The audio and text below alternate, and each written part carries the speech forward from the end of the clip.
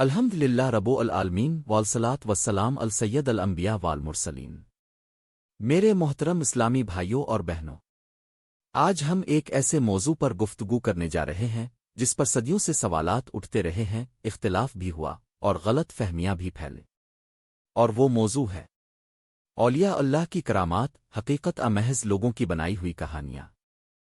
کیا واقعی اللہ کے نیک بندوں سے غیر معمولی کام ظاہر ہوتے ہیں؟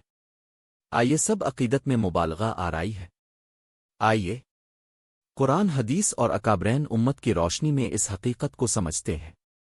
ولی اللہ کسے کہتے ہیں؟ سب سے پہلے یہ جاننا ضروری ہے کہ ولی اللہ کون ہوتا ہے۔ اللہ تعالیٰ قرآن مجید میں فرماتا ہے، الیہ آنوے اولنی کے اللعان لیا خیوف اویل آنما اویلیا آما احزن آون۔ سورت یونس 62۔ ترجمہ: خبردار، بے شک اللہ کے دوستوں پر نہ کوئی خوف ہے اور نہ وہ غمگین ہوں گے۔ ولی اللہ وہ ہوتا ہے جو ایمان میں کامل ہو، تقوی اختیار کرے، شریعت پر مضبوطی سے قائم ہو، اللہ کی رضا کو ہر چیز پر مقدم رکھے۔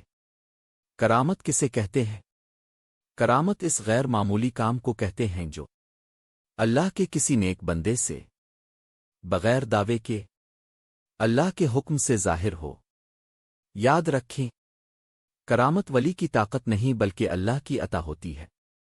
قرآن سے کرامت کا ثبوت۔ جو لوگ کہتے ہیں کہ کرامت کا کوئی ثبوت نہیں، وہ قرآن مجید کا یہ واقعہ غور سے سنیں۔ حضرت مرم کا واقعہ۔ قرآن کہتا ہے، جب حضرت اسکرا مرم کے پاس جاتے تو ان کے پاس بے موسم پھل پاتے۔ پوچھا، یہ کہاں سے آیا؟ حضرت مرم نے فرمایا، یہ اللہ کی طرف سے ہے۔ سورت العمران۔ یہ کرامت نہیں تو اور کیا ہے؟ حضرت آصف بن برخیا کا واقعہ۔ حضرت سلمان کے دربار میں ایک ولی اللہ نے پلک جھپکنے سے پہلے تخت لا کر رکھ دیا۔ قرآن کہتا ہے، یہ میرے رب کا فضل ہے۔ یہ واضح ثبوت ہے کہ اللہ اپنے نیک بندوں کو خاص قدرت عطا فرماتا ہے۔ احادیث میں کرامات۔ نبی کریم نے فرمایا، تم سے پہلے لوگوں میں ایسے لوگ تھے جن سے اللہ ہم کلام ہوتا تھا۔ بخاری۔ یہ اللہ کے خاص بندے تھے، نبی نہیں مگر اللہ کے مقرب تھے۔ کرامت اور معجزے میں فرق۔ یہ فرق سمجھنا بہت ضروری ہے۔ یہ فرق سمجھنا بہت ضروری ہے۔ معجزہ، کرامت نبی سے ظاہر ہوتا ہے، ولی سے ظاہر ہوتی ہے۔ نبوت کی دلیل، اللہ کی عطا، دعویٰ کے ساتھ، بغیر دعویٰ۔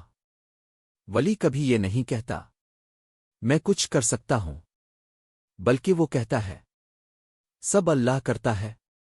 غلط فہمیاں اور حد سے تجاوز۔ یہاں ایک اہم بات سمجھ لیں، ہم کرامت کو مانتے ہیں، لیکن غلو، حد سے بڑھنا، حرام ہے۔ ولی کو اللہ سمجھ لینا، ولی کو مشکل کشا سمجھنا، عبادت ولی کے نام کی کرنا، یہ سب شرک کے قریب لے جانے والی باتیں ہیں۔ ولی کی عزت کریں، ان سے محبت کریں، مگر عبادت صرف اللہ کی کریں۔ بزرگان دین کا موقف۔ حضرت جنید بغداد فرماتے ہیں، اصل کرامت شریعت پر قائم رہنا ہے۔ حضرت عبد القادر جیلانی فرماتے ہیں، اگر کوئی ہوا میں اڑتا نظر آئے مگر شریعت سے ہٹا ہوا ہو تو وہ ولی نہیں۔ یہی اہل سنت کا متوازن عقیدہ ہے۔ کرامت کا اصل مقصد، کرامت کا مقصد ولی کی بڑائی نہیں، بلکہ بندوں کے ایمان کو مضبوط کرنا ہے۔ اصل کامیابی یہ ہے کہ نماز درست ہو، عقیدہ درست ہو، اخلاق درست ہو۔ میرے عزیزو، اولیاء اللہ کی کرامات حق ہیں، مگر ان سے بڑھ کر ان کی اتباع اور تعلیمات حق ہیں۔ اگر ہم اللہ سے جڑ جائیں، شریعت کو تھام لیں، دل کو پاک کر لیں، تو یہی سب سے بڑی کرامت ہے۔ اللہ ہمیں اولیاء اللہ کی سچی محبت عطا فرما، غلو اور گمراہی سے